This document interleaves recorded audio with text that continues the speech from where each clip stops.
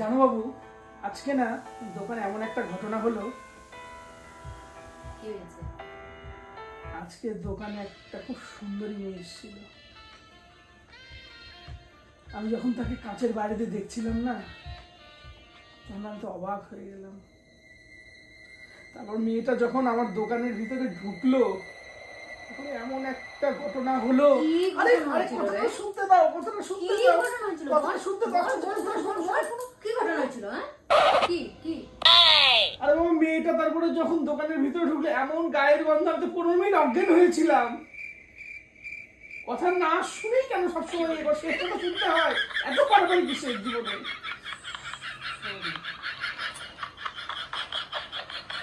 আর তোমার কোনো কিছু বলবো না।